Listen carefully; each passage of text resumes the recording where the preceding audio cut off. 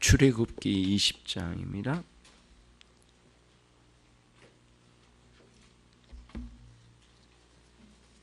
출애굽기 20장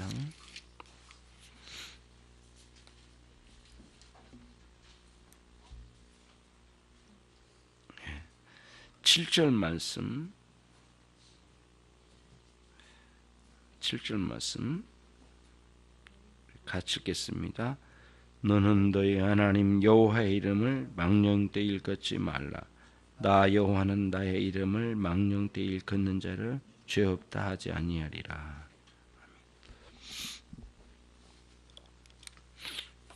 여러분, 정말 가장 위험한 때가 언제냐면은 자기의 신앙이 상당히 갖춰졌다라고 생각할 때예요. 절대 그렇게 할 수는 없거든요. 그래서 오늘 보면은 여러분 마음에 하나님을 찬양하고 싶은 열망이 있으십니까? 하나님을 높이 올려드리고 온 세상이 다 하나님을 조롱하는데 나 외로이 하나님의 이름을 위하여 높이 하나님의 그 성원을 높이 쳐들어 올려서 하나님께 올려드리고 싶고, 이렇게 할 때 사람들이 다 조롱한다 할지라도 이 세상에 수십억이 뒤로 가고 나는 하나님께로만 간다고 생각할 때 여러분들이 그때 해도 주님만을 경배할 수 있겠습니까? 전쟁이 나가지고 다 피난 가서 도망간데 홀로 주님께 부르짖을 수 있는 그런 사람 되고 싶으냐 이거예요. 그 열망이 여러분들에게 있느냐를 묻는 겁니다. 그러니까 십계명의 이 이제 세 번째 이 계명이 무엇을 뜻하냐면은 그냥 그럭저럭 남들이 하는 예배에 참여하는 거 말고요. 남들이 하는 신앙생활 따라가는 신앙생활 하지 말고요.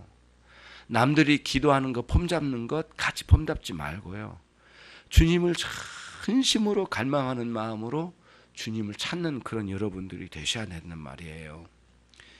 주님을 향한 그 열심이 불타야 돼요. 열정이 있어야 돼요. 그러니까 시인들의 그 과장법이기는 하지만 어떤 문제를 가지고 침상을 띄우기까지 기도했다라는 이런 내용들은 이게 뭐랄까, 여러분들 우리는 그냥 과장법이고 뭐 좀 너무 심하지 않느냐 이렇게 말하는데 그들의 심령은 그렇지 않아요. 여러분, 그러니까 이 생명이 이제 이 순간 사라질지도 모른다는 어떤 벼랑 끝에 놓여진 같은 순간에 하나님을 만남이 얼마나 애절하겠느냐고요. 예. 수많은 사랑하는 친구들이 나를 배신하고 등져버렸어도 주님만을 사랑하고자 하는 마음으로 다 잃어버린 친구, 잃어버린 가족들까지도 주님을 위해서 살 수 있겠느냐고요. 저는 여러분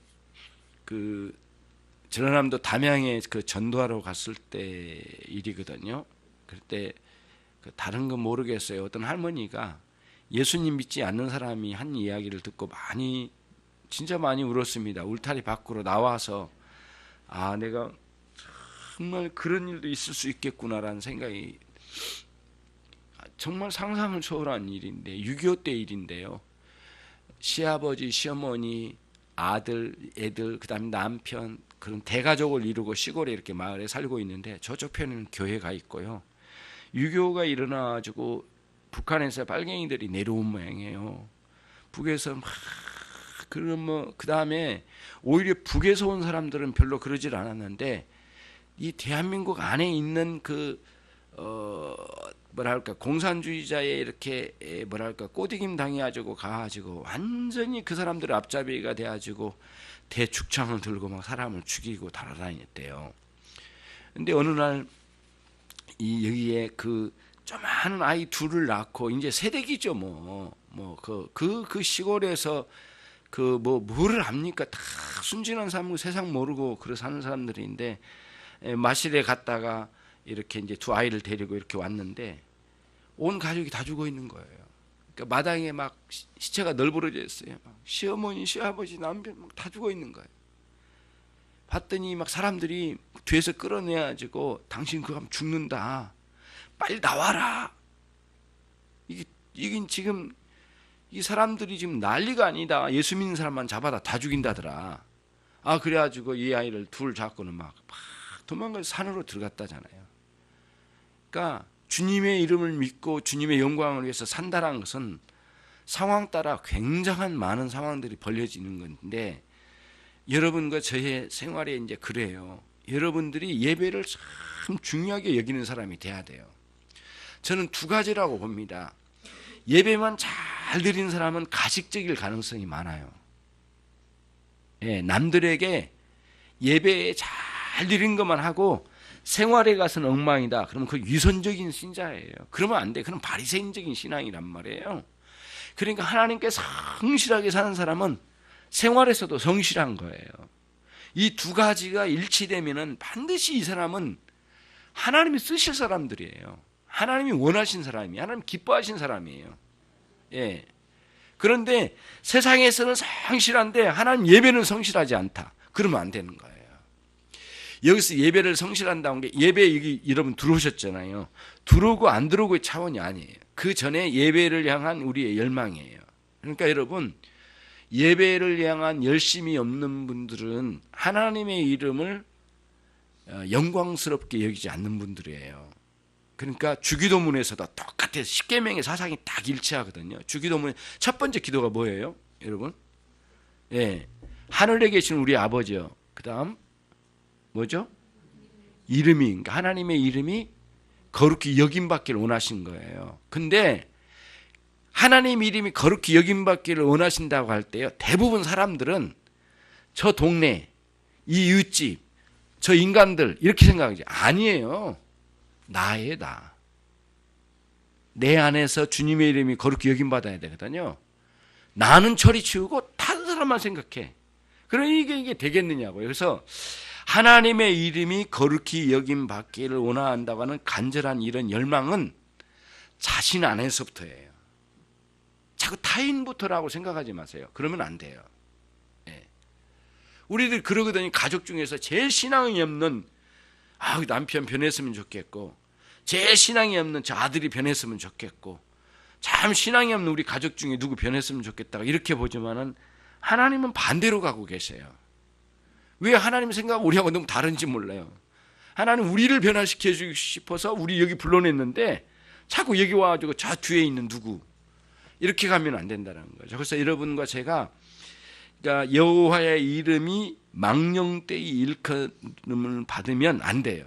특히 내 마음과 속사람 속에서 요런 열심을 갖는 거예요. 그래서 이제 한번 보겠습니다. 주보를 받으셨나요? 주보 없으신 분 한번 뒤에서 좀 나눠주시고요. 보시면 네 가지 측면입니다. 이제 오늘은 저 1번에 보시면, 가운데 1번에 보시면 여호와 하나님의 이름과 그다음에 뭐라겠죠? 칭호. 하나님의 이름과 칭호와 속성이에요.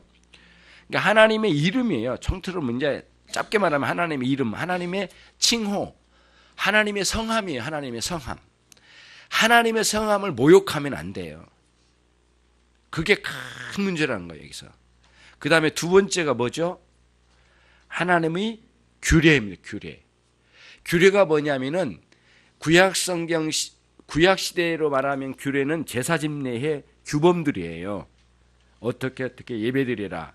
그때에 이걸 잘 지키고 여기 지켰냐 안 지켰냐 이것도 중요하지만 그 지키려고 하나님을 향한 경건한 마음의 열심이에요. 그게 없는 거예요. 예배에 열심이 없으면 안 돼요. 어떻게든 예배 열심을 가지고 와야 돼.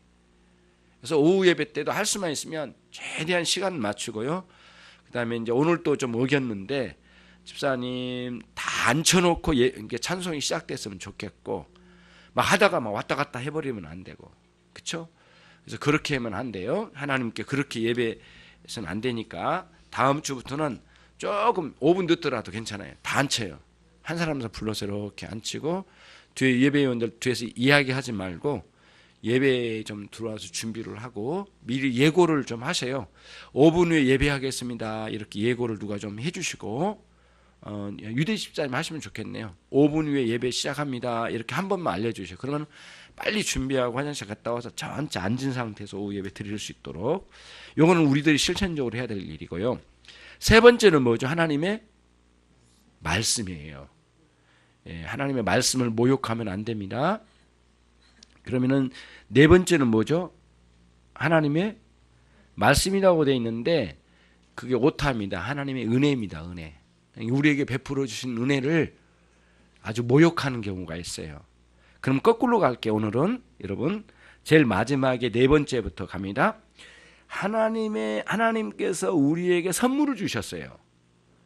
근데 여러분 누구에게 선물을 드렸는데 팽개쳐 가지고 쓰레기통에다 던져놓았다든가, 예, 한 달 동안 자기 별로 관심도 없이 다 올려놓고 쳐다보지도 않는다든가, 그러면 그 주신 분의 선물을 주신 분에 대한 모욕이에요. 아주 심각한 모욕이에요. 너무너무 마음 상하는 일이거든요. 예. 그러면 안 돼요. 누가 여러분 집에 이렇게 뭘 가지고 갔는데, 뭐 좀 음식이라도 싸가지고 갔는데, 거기다 내려놓고 가세요. 엄청난 모욕입니다, 여러분. 예. 이렇게 심하게 말씀드리면 여러분들 오해할지도 모르겠는데, 깃밥 맞는 것보다 더 모욕적이에요. 그러면 안 돼요. 절대 그러면 안 돼. 예. 그래서 누가 찾아오면은 최선을 다해서, 물론 파자마 입고 좀 그럴 때도 있어요. 그러나 최선을 다해서 집 안으로 들어오게 하고 또 이야기도 들어보고, 그리고 여러분들이 그리스도인이니까 그분들을 위해서 한번 축복 기도도 하고, 예. 그렇게 해서 보내고 이렇게 가는 굉장히 중요해요. 밖에 나가서 배웅도 하는 것은 뭐 말할 것도 없고요. 제가 말씀드렸잖아요. 예. 정말 뭐 강남 하면은 우리들이 그러잖아요. 아이, 잘 사는 사람들 이렇게 되게, 그리고 막 그렇고 그런 사람들 막 이렇게 말하죠. 아니에요. 또 그런 면 또 그렇지 않아요. 다 그런 건 아니에요. 아주 젠틀해요. 신방을 가면은요, 20층 그 엘리베이터에 내려와 가지고 있잖아요. 다 부부가 서서 이 자세예요. 근데 나보다 나이가 10살 이상 많아요. 그런 분이 이 젊은 목사가 갔는데 딱 이러고 있어요. 두 분이 배꼽 인사를 해요. 차가 이렇게 돌아서 이렇게 가는데 모퉁이 돌아가지고 저기 빠져나갈 때까지 서 있어요. 예, 내가 보려고 한 게 아니라 이렇게 보이더라고요. 이렇게 서서 그대로 있어요. 이렇게. 제가 깜짝 놀랐어요. 정말 예의 바른 사람이다. 근데 그분들이 하나님을 또 잘 섬겨요. 그러니까 이게 양쪽의 일치, 이게 하나님의 이름의 영광을 위해서 사는 사람들이라고 생각해요. 그래서 여러분들이 단순히 예배당에 와서만 잘 하려고 하지 말고 생활에서도 마찬가지야. 열심히 사람들을 존경하면서 섬겨가고 이렇게 하고, 또 하나님 앞에서 말할 것도 없어. 그렇게 이제 해나가는 그런 거죠. 예. 여러분, 그래서 은혜인데 은혜를 주셔요. 근데 그 주신 은혜가 있잖아요. 우리에게 때로는 물질로도 주시고, 은사라고도 하잖아요. 물질로도 주시고 또 명예도 주시고 이런 것들 주시거든요. 우리에게 필요한 자식도 주시고 아내도 주시고 남편도 주시고 가족도 주셨잖아요. 근데 우리들에게 준 이런 모든 여건들을 유격적으로 사용하면 그 자체가 하나님을 향한 모욕이래요. 그게 지금 네 번째예요. 자기 정욕을 위해서 막 쓰는 건 안 돼요. 그래서 돈이 내게 있다가 하더라도, 여러분들이 돈을 많이 벌어서 막 쌓아놓은 돈이 많더라도 함부로 쓰는 것은 하나님을 향한 모욕에 가까운 거라는 거예요. 요거를 잘 생각해요. 예, 마트에 가면 살 게 많잖아요. 저도 가면 살 게 많아요. 막 사야 될 게 많더라고요. 그런데 물질을 아무렇게나 무절제하게 쓰는 것도 모욕이에요. 하나님을 향. 하나님의 은혜에 대한 모욕이래요. 예. 그리고 자신이 번창해서 잘 나갈 때 막 뻐기고 다니면서 하나님의 은혜를 저버리고 막 살아버리는, 감사치도 아니하고 그렇게 사는 것은 하나님의 은혜에 대한 모욕이에요. 그래서 그런 일이 주어질 때 감사히 받고 절제하고 아름답게 사용되고, 그리고 또 역경, 어려운 시기에는 그때는 하나님을 원망하지 않고 인내하며 기도하면서 기다리고요. 그런 방식의 신앙생활을 잘 가는 거예요. 이게 하나님의 은혜에 대한 영광스러움이, 하나님의 이름을 영광스럽게 해드리는 거예요. 그렇죠? 세 번째로 올라갑니다. 거기에 보시면 그다음에 하나님의 말씀은 말씀에 대한 모욕의 문제예요. 예. 사람들이 이제 이런 거죠.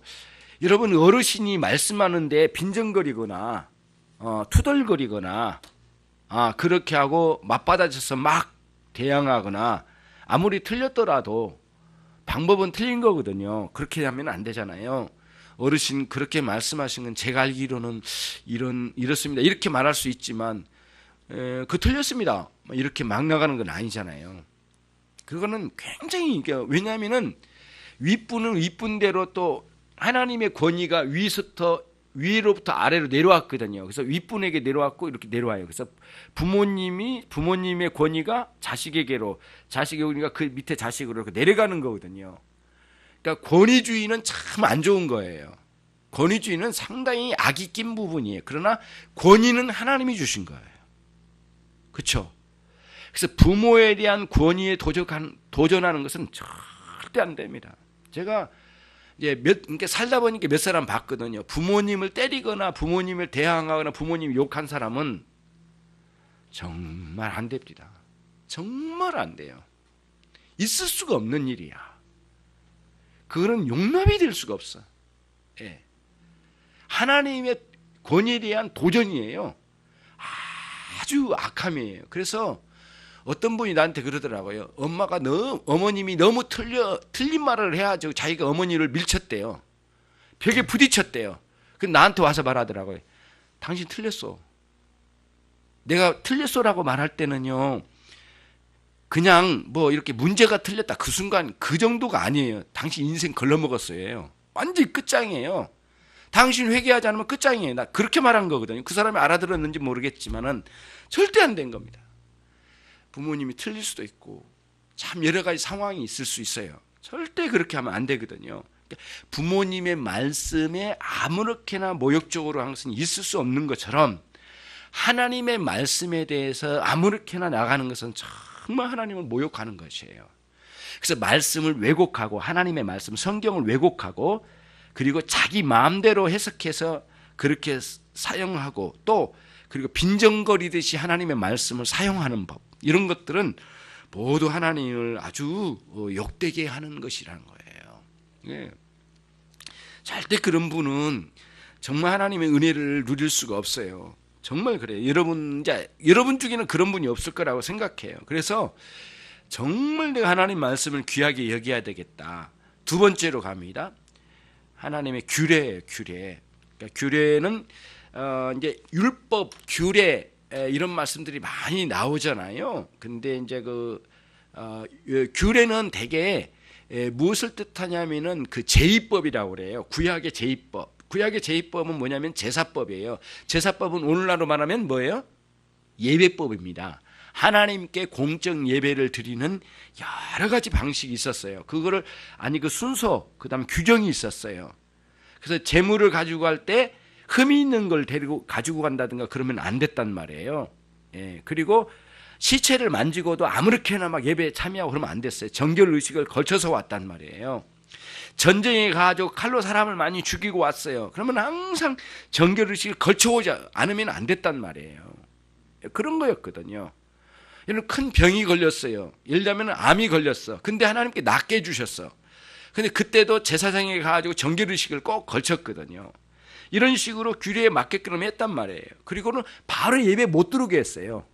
예, 몇 주간은 좀 집에서 쉬어라고 그랬어요. 오지 말고. 그리고는 예배 올 때 정말 하나님을 예배하고 싶은 열망이 내 안에 불타야 된단 말이죠.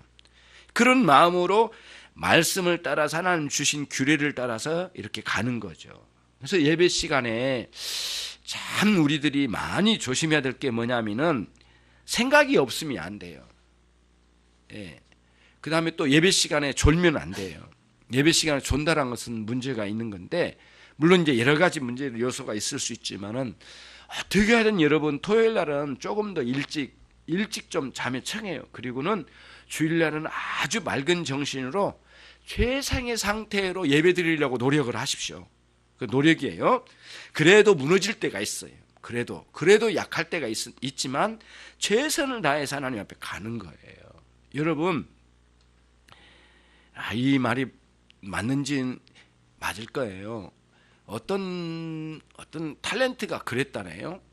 자기가 이게 암이 걸린지는 모르고 이게 너무 허리가 아파가지고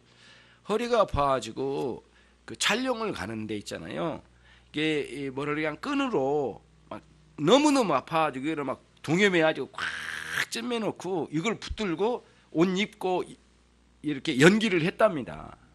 그리고 일주 2주 막 참아 나가면서 약 먹어가면서, 예. 그리고 다 촬영 끝나고 딱 병원에 갔는데 췌장암이래요. 몇 개월 만에 세상을 떠나거나 몇 년 만에 세상을 금방 떠나거든요. 췌장암이 허리가 아픈 게 특징이에요. 허리 쪽에 붙어 있거든요, 췌장이.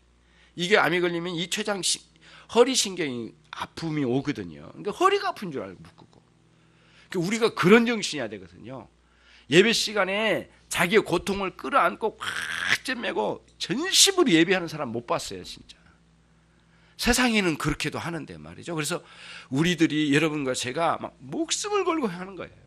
예. 그러니까 여러분 이 시간이 아파서는 응급실 가기 전까지는 어떻게든 교회에 나오는 거예요. 나오셔서 예배 전심으로 드리고 진짜 눈물바람으로 예배 드리고 주님 앞에 가는 거예요.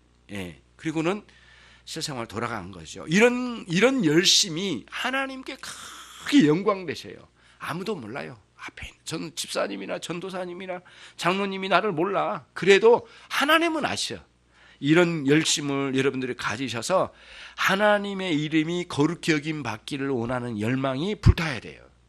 예수님의 삶은 주기도문에 녹아났다고 그랬잖아요. 예수님의 삶이 이만큼 있는데 그의 삶이 예수님의 삶이 녹아져가지고 엑기스로 딱 짜가지고 만든 부분이 어디예요? 주기도문이에요. 주기도문의 첫 번째 그 간구가 나오잖아요.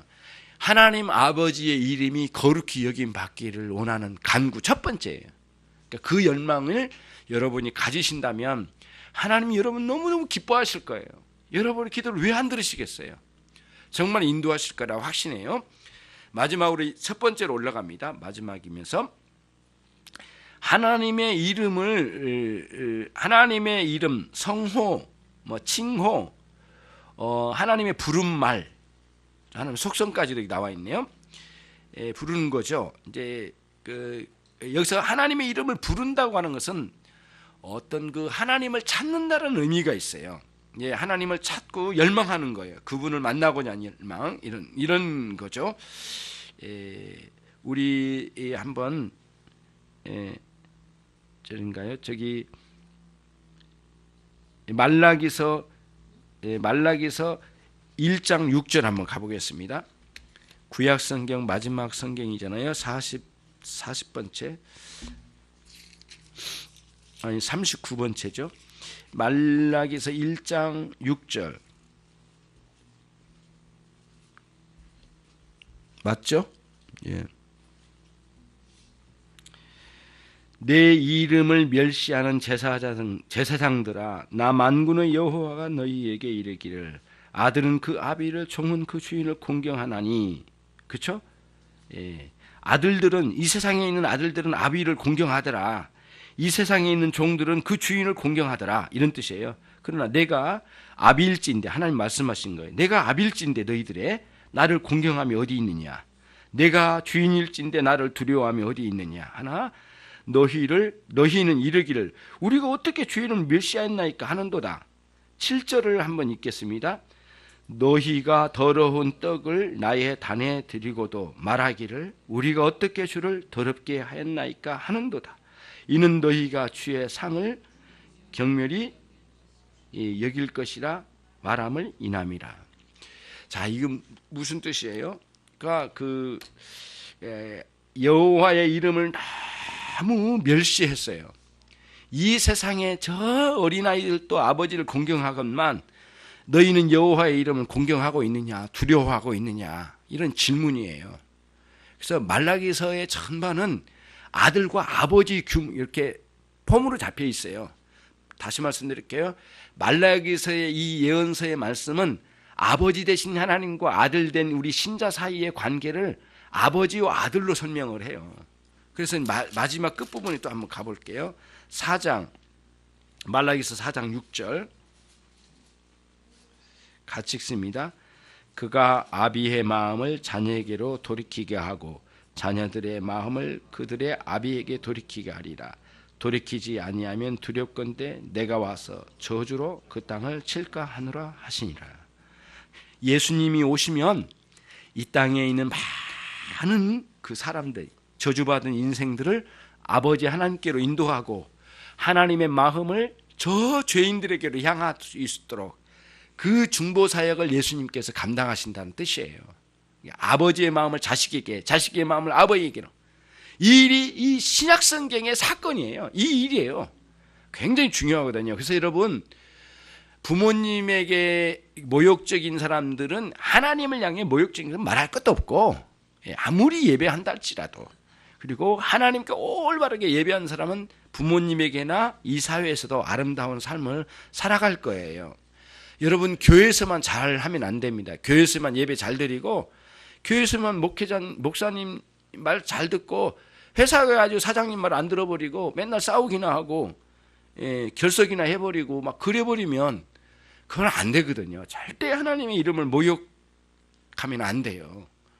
옛날에 우체국에 있는 어느 분이 그래요. 근무하신 분이 자기가 우체국 과장님이 이렇게 아침에 서류 가방 들고 뭐 4주를 가까이 노래를 찬양을 하고 막 출근한대요. 점심 먹고 하나씩 들어오라고 하는데 승진하려면 뇌물을 달라고 그러더래요. 이게 7, 80년도 이야기예요. 좀 지난 이야기이긴 하지만 4주를 가까이 다가 흥얼거리면 와가지고 딱 내려놓고 오늘 어떤 사람에게 뇌물을 먹을까 리스트를 작성한 거예요. 이거야말로 엄청난 모욕이에요. 그 전 직원이 그랬답니다. 저 인간만 내가 없으면 내가 교회 간다 그러더래요. 그러니까 얼마나 하나님 마음이 얼마나 아팠겠어요. 너무너무 치욕스러워.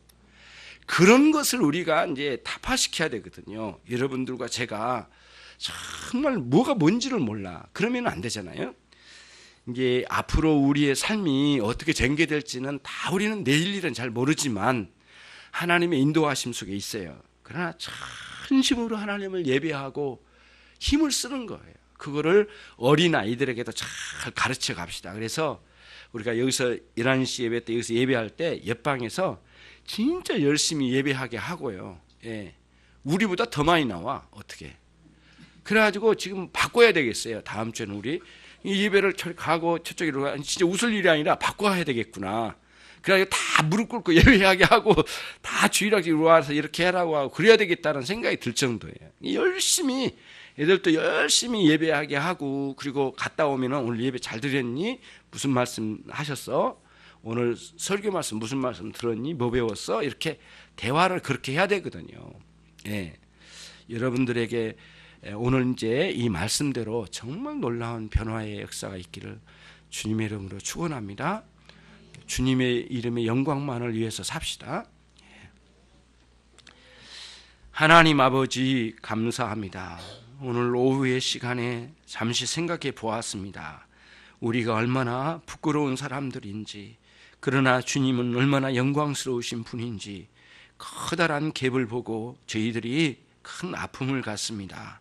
이후에 여호와의 이름을 위하여 최선을 다하는 각각의 사람들과 내 영혼 깊은 곳으로부터 주님을 열망하고 사랑하는 마음이 불같이 일어나게 해 주셔서 우리 주님을 일생 동안 주님의 영광을 위하여 살게 하시고 이후에 우리의 내면과 밖에 있는 모든 상황이 주님을 향하게 하여 주옵소서. 예수 그리스도의 이름으로 기도 올리옵나이다. 아멘.